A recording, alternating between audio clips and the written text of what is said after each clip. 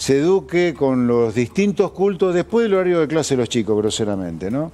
Yo creo que la Iglesia nunca se bancó eso de liberales que tienen los cojones que tuvo Julio Argentina Roca. Por eso opina como opina del gobierno de Milei, cuando no abrió la boca nunca de un gobierno que hizo una cuarentena asesina como el de Alberto Fernández. José Luis Esper, buenas noches, gracias por estar acá. Muy buenas noches, ¿cómo le va? ¿Está creciendo la economía? Sí, sí, sí. Desde un subsuelo en el cual la dejó el incendio que prendió el kirchnerismo, pero sí, la economía está creciendo. Se está sintiendo de a poco porque estamos, repito, saliendo del incendio. Se va a notar mucho más el año que viene, cuando no haya duda que todo el año que viene, todos los meses van a estar por encima de este año. Pero hasta que no recuperemos la planta baja, de la cual descendimos por culpa del kirchnerismo al sexto subsuelo, bueno, va a haber discusión sobre si crecemos o no crecemos, pero sin duda que la economía está creciendo, sin duda. ¿En qué se nota que está creciendo? Y si ese crecimiento estaría llegando a la gente, o aparte de la gente. Bueno, a ver, agarremos el primer dato así donde se ve la gente, hablando de la gente. La gente son trabajadores que están teniendo una mejora de los salarios reales respecto al subsuelo, eso hay que aclararlo, significativa ya. Segundo, las jubilaciones en términos reales, que están teniendo una recuperación del 10% respecto del piso. A ver, los planes sociales. Eso me interesa. También. Me interesa. El Jubilaciones. mercado inmobiliario está explotando, la oferta de alquileres ha explotado. Ahí hay gente que tiene más trabajo detrás de la explosión que está teniendo el mercado inmobiliario. El desempleo saltó en el primer trimestre, no subió en el segundo trimestre. Revisemos, a ver, ingresos de los jubilados. Sí. Dicen que se están ganando en términos reales. ¿Cómo se verifica eso? Porque también... Bueno, lo casero es mirar el crecimiento de lo que cobran los jubilados, incluyendo el bono, la suba que eso implica comparado con la inflación.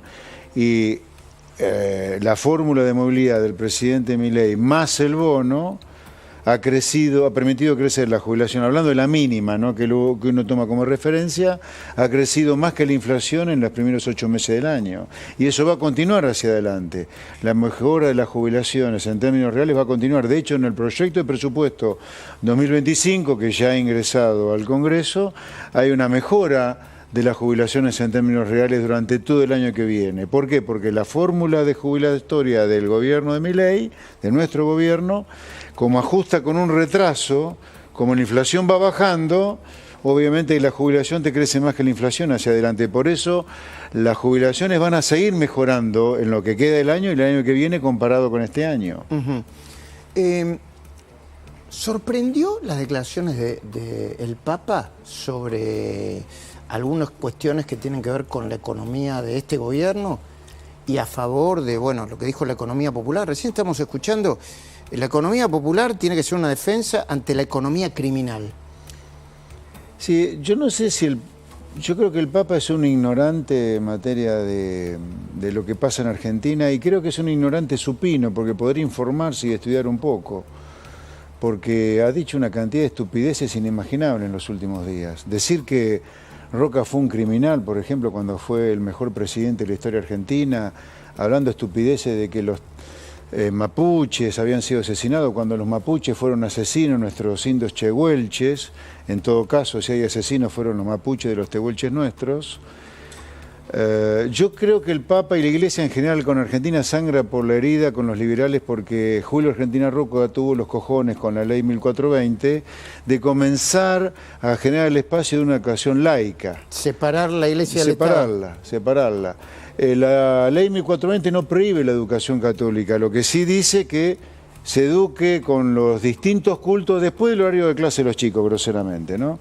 Yo creo que la Iglesia nunca se bancó eso de liberales que tienen los cojones que tuvo Julio Argentina Roca. Por eso opina como opina del gobierno de Milei, cuando no abrió la boca nunca de un gobierno que hizo una cuarentena asesina como el de Alberto Fernández, no abrió la boca nunca de un asesino como es Maduro o Chávez en Venezuela.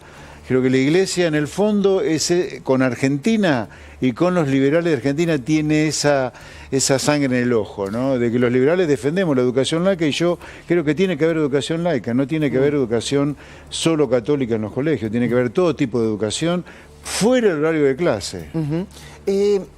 Defendiendo... Porque la verdad, perdón, sí, cómo no, atender a un delincuente como Grabois, que debería estar preso por cortar calle, o a un mafioso como Moyano, y criticar a un gobierno como el de Milei, que está terminando con el peor flagelo que hay para los pobres, tan defendido siempre por la Iglesia, como la inflación, yo no lo puedo entender. Repito, este gobierno está bajando sustancialmente el peor impuesto que hay para los pobres, que es la inflación, y de eso no hay mérito, pero sí tiene mérito un delincuente como Grabois, un mafioso como Moyano, y los recibe.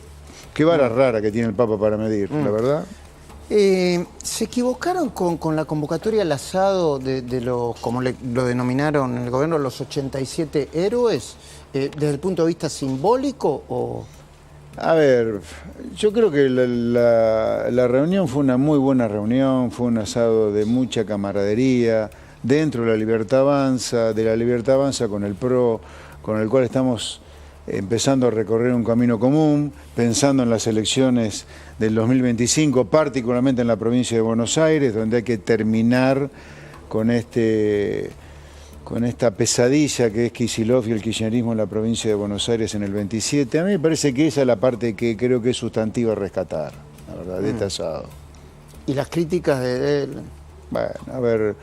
Los que hacen y los que hacemos siempre vamos a estar sujetos a la crítica, la verdad.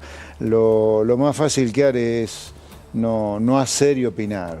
Cuando uno hace cosas siempre va a ser objeto de la crítica, y está bien, yo lo acepto como parte de la regla de juego, la verdad no me molesta para nada.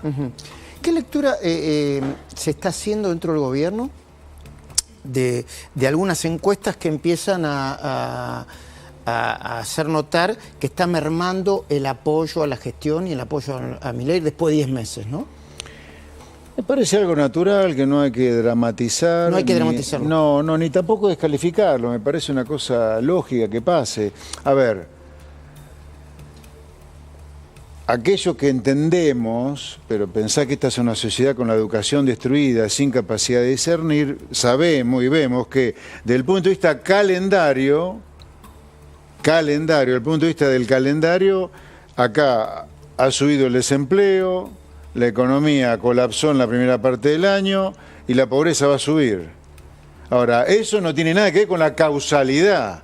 El causante de todo eso es el kirchnerismo que prendió fuego el país. O sea, ahora, hay mucha gente que empieza a confundir al bombero con el piromaníaco. ¿Cómo sería eso? A ver, este gobierno en esta primera etapa es un verdadero bombero que apagó el incendio que provocó el kirchnerismo.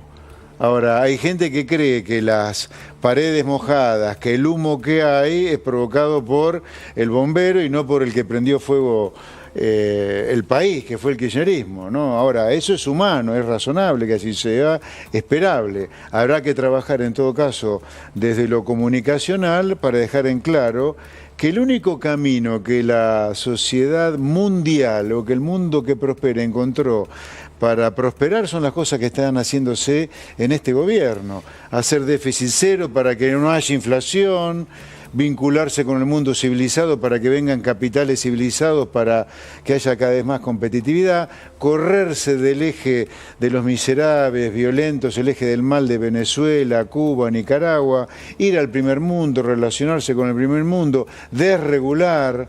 ¿Me entendés? Todo lo que estamos haciendo desde el gobierno de Milei son las cosas que hace el mundo que prospera. Entonces, sin duda que no va a ir bien. Ahora, repito, la figura que hay que pensar para graficar el momento es: los que se fueron te dejaron el país incendiado, nosotros estamos apagando el fuego.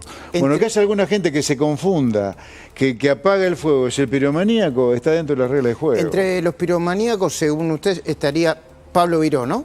Pónelo, por favor. Ahí está.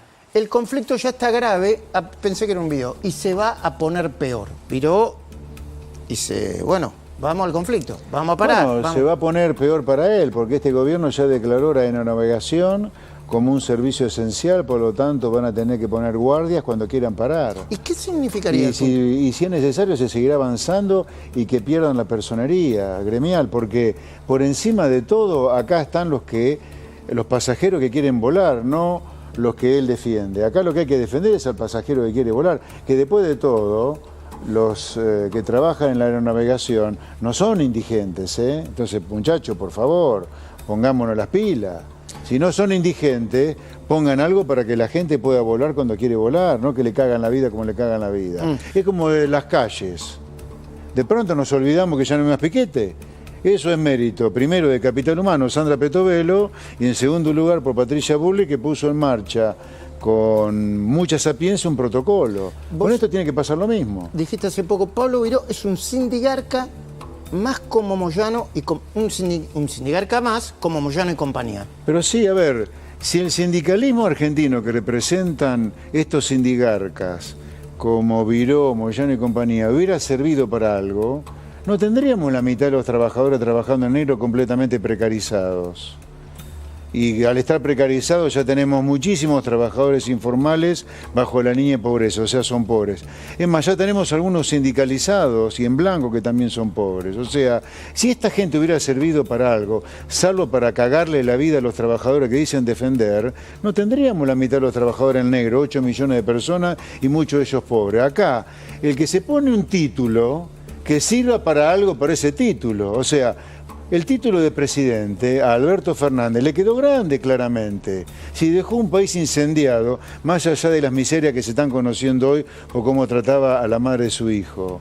Los sindicalistas son sindigarcas, porque si sirvieran para lo que están, representar a los trabajadores, no habría trabajadores en negro, no había trabajadores pobres. Los empresarios en Argentina, no todos, pero una parte importante, son empresarios prebendarios. ¿Por qué un calzón o un corpiño cuesta como un BMW acá? Porque estamos protegiendo a un sector de la producción de Argentina, los trabajadores, los empresarios textiles, que han logrado el curro de venderle mucho más caro lo que valen los textiles en el mundo en Argentina, los que fabrican autos. ¿Por qué tenemos que romperle el bolsillo al que va a comprar un auto? ¿Por qué? A propósito de aerolíneas, Silvina Martínez tiene un informe para compartir con nosotros. Silvina, adelante, por favor. Sí, exacto. Este informe lo titulamos Aerolíneas Gate, que tiene que ver con el negocio a costa del Estado. A ver. Este negocio o este conflicto fue aumentando hace semanas, fue recrudeciéndose el conflicto. ¿Pero desde cuándo? Desde que el gobierno decidió poner fin al negocio que existía entre de cierto sector de aerolíneas y para contratar, para hacer exclusivo la contratación de los viajes del Estado. Mira, el Estado deberá comprar pasajes aéreos a la Agencia de Turismo de Aerolíneas Argentinas. ¿Cuándo fue esto? En el año 2020, después de un decreto de Cristina Kirchner. Aumentó después en el 2012, después de un decreto de Cristina. Luego en el 2013, se dicta una disposición que un poco fija cómo tenía que ser esta situación. Mira, decreto 1191 del 2012. Las jurisdicciones y entidades del sector público nacional deberán contratar con Aerolíneas y Austral los pasajes que requieran. Acá fija la obligatoriedad de contratar solamente con Aerolíneas, pero después, más adelante, dice, no van a contratar directamente con Aerolíneas, sino que van a utilizar la empresa Optar S.A. por parte de todas las jurisdicciones y entidades del sector público nacional. O sea, le pusieron un intermediario. Le pusieron un intermediario. Así como metían broker de seguro por todos lados, le pusieron un intermediario para vender pasajes, ¿no? Exactamente. Los pasajes no se compraban directamente a la empresa, sino que utilizaban, como bien vos decías, un intermediario que se llevaba claramente una comisión. Pero ¿cómo funcionaba esto? Optar era una empresa cuyo principal accionista es Aerolíneas Argentinas. Mirá este gráfico que vas a entender. A ver. Estado Nacional le mandaba con las gestiones anteriores continuamente a Aerolíneas porque Aerolíneas estaba en pérdida, en déficit. A su vez, Aerolíneas le mandaba plata continuamente a Optar. Y a su vez, el Estado Nacional le compraba a través de Optar y pagaba una comisión los pasajes a Aerolínea. En definitiva, siempre era el Estado Nacional el que estaba poniendo plata para estas empresas. En lugar de contratar directo con Aerolíneas, utilizaba el intermediario que se llevaba su comisión y a su vez Aerolíneas le mandaba plata. Mira cómo sigue esta historia. Obviamente acá se metió la Cámpora, coparon toda No esta me empresa. digas, no puede ser. No Bueno, puede ser. Vos decís que cosas excepcionales. Pero ¿cuándo se termina Vos decís esto? que se metió la Cámpora para hacer un negocio, pero Silvina, por favor. Qué manga delincuente. Bueno, se habría metido la Cámpora para hacer un negocio. Mira, ¿cuándo termina esto con la presidencia de Milei? Hace pocos días, en realidad el 20 de agosto, el decreto 747 del 2024, Milei dice, se queda sin efecto la obligatoriedad de contratar aerolíneas argentinas y optar para el Estado Nacional. A partir de este momento pueden contratar a la empresa que ofrezca un mejor servicio y basta de esta triangulación, de utilizar a esta empresa. Ahora, vos me decís, con esta triangulación, imagínate, todo el Estado Nacional tenía la obligatoriedad de contratar, optar para viajes nacionales de todos los funcionarios asesores. Es como Nación Seguro. Claro, claro. Exacto. Igual, vos decís, es una empresa que tenía ganancias, que desbordaba de plata. ¿Optar? Optar. Sí.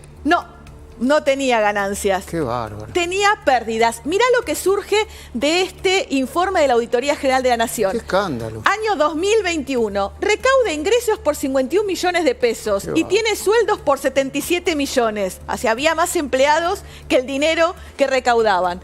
Hay un déficit, pero también hay un importante. Dice, Optar pierde plata, pero tiene inversiones en el Fondo Pellegrini, que era un fondo que había creado el Estado Nacional, por 133 millones de pesos. Pero además, el Estado Nacional le debía plata a Optar por 277 millones de pesos. Esto es un informe de auditoría donde aprueba el balance igual de la AGN, Auditoría General de la Nación.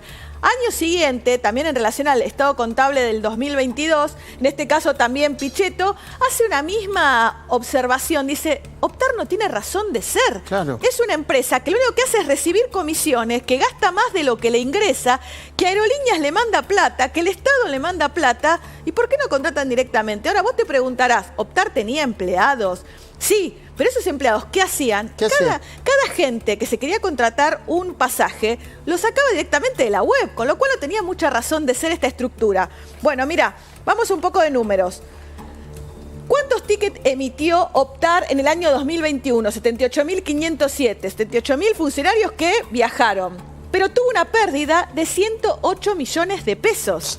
Qué raro todo. Año 2022, ¿cuántos tickets emitió? 187.000 tickets, 187.000 funcionarios que viajaron, Claro, país por exterior. las elecciones, mucha gente viajando. Pérdida neta, 259 millones de pesos, siempre con pérdida. Último año, 2023, ¿cuánto se llevó la empresa Optar por comisiones, como el caso de los seguros? 769.620.000 pesos de comisiones. Hoy es una empresa que sigue teniendo pérdidas y a raíz de este decreto, bueno, perderá su razón de existir. Ahora, Silvina, y espero también para la pregunta, ¿no? ¿No se puede hacer una denuncia penal por esto? Porque eso es revoleo de plata inútil y debe haber gente involucrada, que muestren la factura, ¿no? Sí, es un claro caso. que hay que hacerla. Ahora, Perdón.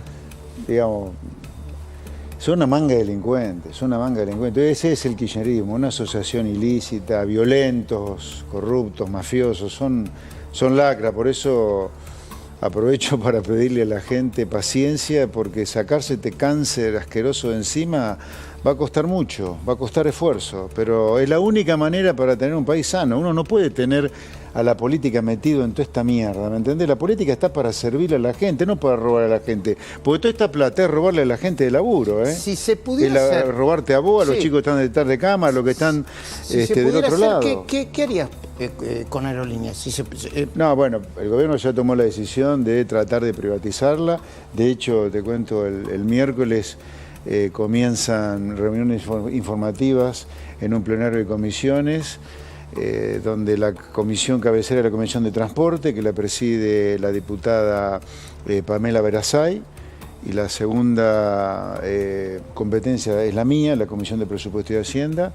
Vamos a comenzar con reuniones informativas, citando al presidente de Aerolíneas, al secretario de Transporte. Dicen que el kirchnerismo van a traer a todos estos delincuentes de los gremios aeronáuticos, así que vengan a contarnos o a mentirnos en la cara cómo chorean sin decir que chorean.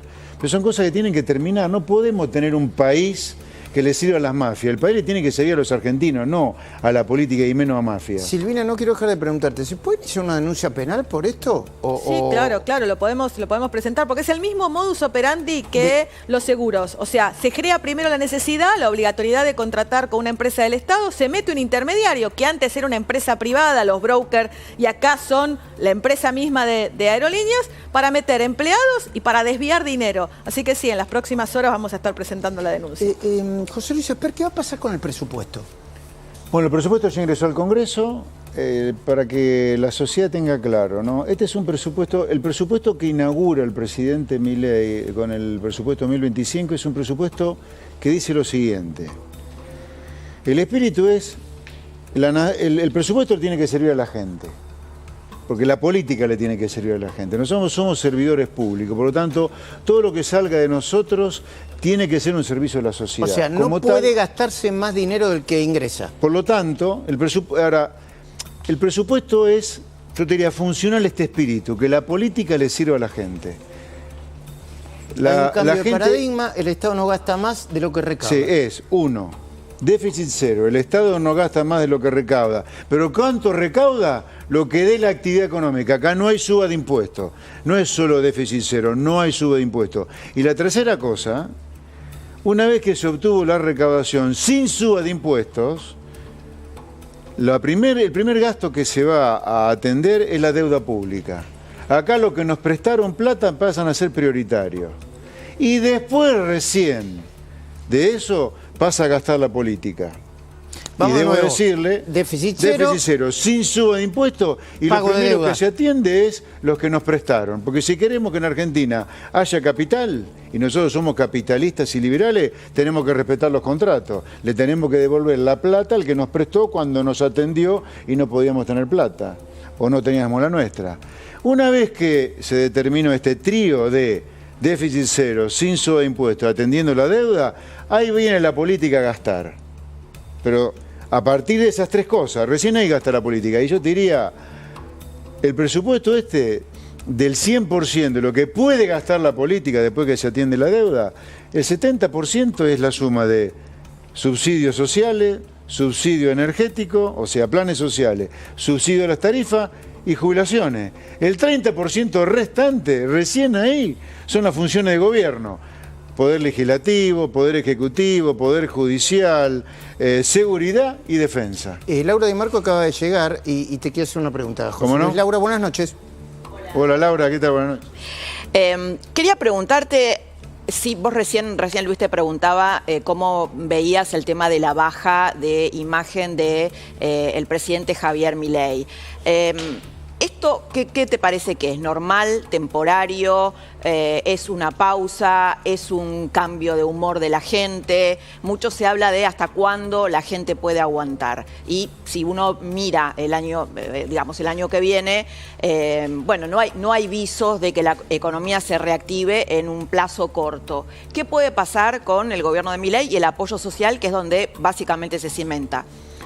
Yo creo que es una pausa o en todo caso una caída transitoria de la imagen positiva del gobierno, Laura. ¿Por qué? Porque la economía ya empezó a crecer desde un subsuelo, por eso se siente poco, pero el año que viene vamos a estar todo el año arriba de este año y va a crecer la economía 5%, que es el número que está en el presupuesto, así que yo creo que es algo absolutamente transitorio. Lo que decía claro, y pido siempre paciencia a la gente, porque no hay otro camino que este para que nos vaya bien. Pero no es porque seamos unos genios los que participamos en el gobierno de Milei, sino porque estamos haciendo lo que hace el mundo donde la gente vive bien, así que si seguimos por este camino nos va a ir bien. José Luis, siempre se habla de la salida del cepo. Y el presidente dice, está saliendo de manera paulatina del cepo.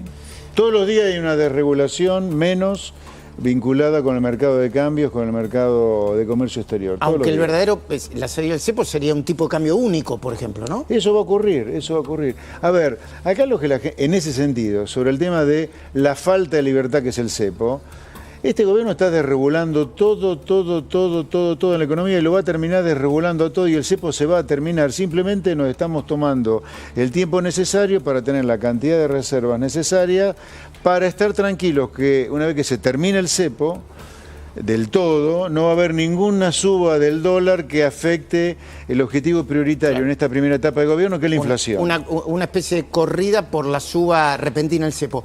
En la presentación del presupuesto del presidente, de esa presentación no se deduce que para salir del cepo completamente va a tardar mucho tiempo, incluso después de las elecciones, ¿sí o no? ¿O no es necesario? No necesariamente, no. Acá lo que nosotros como gobierno queremos tener claro es que tengamos unos 7 a 10 mil millones de dólares de reservas netas para estar tranquilos que liberando por completo el cepo no va a haber ningún remesón en el dólar que afecte el objetivo prioritario, que es la tasa de inflación en esta primera etapa de gobierno. Milei está en Nueva York junto con Caputo. Milei va a hablar ante la ONU y Caputo creo que se reunía con Cristalina Georgieva. Sí. ¿Es para eso? Sí, a ver si podemos llegar a tener un acuerdo para tener dinero fresco para liberar ya el cepo, en lugar de esperar algún tiempito más, que en cualquier caso va a ocurrir relativamente rápido, porque la economía está creciendo, la demanda de dinero está creciendo y de esa manera se van a poder acumular reservas netas que permitan liberar el cepo. Acá nosotros somos la antítesis del gobierno comunista, socialista, intervencionista y rompedor de contrato y rompedor de vida de Kicillof en la provincia de Buenos Aires. Nosotros estamos en la vereda enfrente. O sea, así como nosotros vamos a bajar impuestos, como el impuesto país a partir del 1 de enero, y Kicillof nos revienta impuestos porque luego del inmobiliario residencial ahora ha seguido con las multas y ha seguido con más impuestos, nosotros estamos en la vereda enfrente. La imagen de la provincia de Buenos Aires es la inversa de lo que nosotros queremos hacer con el país. Cada vez menos Estado que viole contrato, que viole derecho, que viole la propiedad privada, que es el joven de Kicillof, y un Estado que se dedique cada vez a las cosas esenciales que se tiene que dedicar. Y transferir la mayor cantidad de potestades de gasto y de recaudación a provincia y municipio. La última pregunta, hablando de Kicillof. Perdón, una cosa importante, no me quiero olvidar. Que los gobernadores de provincia y los intendentes no se hagan los piolas. ¿Por qué? Acá la respuesta al corte del chorro que ha hecho el presidente Milei no es subir impuestos provinciales o subir tasas, es ellos bajar el gasto. Hay mucho ñoquerío para echar en los municipios y en las provincias sin subir tasas municipales, que no se hagan los piolas, ¿no? Una última pregunta, hablando de Kicillof y los dos modelos de país. Kicillof, el kirchnerismo, todavía tiene una base de sustentación muy importante, sí, sobre todo en la provincia de Buenos Aires. Sí. Yo no sé, como estrategia o táctica política, el presidente Milei y el gobierno eligió confrontar con Cristina Kirchner, no sé si con Kicillof. Ya lo hizo el PRO esto y terminó perdiendo, entre otras cosas. ¿No tenés miedo de que vuelva a suceder lo mismo? De que de tanto subir al ring al contrincante termine prevaleciendo. A ver, vos decís el PRO por la gestión de Cambiemos 2015-19. Sí. Yo no creo que hayan perdido como consecuencia de haberlo subido al ring a Cristina en ese momento. Yo creo que el PRO o Cambiemos pierde como consecuencia de la crisis 2018-19, que se autogeneraron cerca de 3 millones de pobres. Vos, habiendo generado 3 millones de pobres, no vas a ganar nunca una elección. Por eso es muy importante para nosotros enfatizar que la explosión de la pobreza en esta primera etapa es como consecuencia del incendio provocado por el kirchnerismo. Van a pero a Kicillof hay que ponerlo como el enemigo de la sociedad, porque Kicillof es todo lo que está mal en cuanto a política y de política económica. Si van juntos con el PRO, en la provincia de Buenos Aires, sí, si no van juntos con el PRO, pierden, dice alguno, sí, como ¿está no, yo estoy de acuerdo? ¿Y si van juntos con el PRO, ganan? Yo no tengo la menor duda que sí. ¿Quién debe ser el candidato? Algunos te mencionan a vos como uno de los candidatos. Uno que gane la interna entre el PRO y... Más que ganar una interna, no, yo creo que hay que ir, no sé si va a ocurrir, ojalá que ocurra con lista única con el PRO el año que viene a la elección. Sí, no, la gente, yo creo que no corresponde y la gente no perdonaría que nosotros otra vez vayamos a una interna como fue la del año pasado dentro de Cambiemos. No, tenemos que ir juntos con un mensaje muy claro de que la provincia necesita y merece un cambio por el bien de los bonaerenses. Los bonaerenses estén sufriendo y mucho a Kicillof. Kicillof es parte del problema, no de la solución. La solución es hacer el modelo de la libertad que Milei representa a nivel nacional, hacerlo también en la provincia de Buenos Aires para que los bonaerenses tengan una provincia para ellos. Gracias, José Luis Esper. Un placer, buenas noches.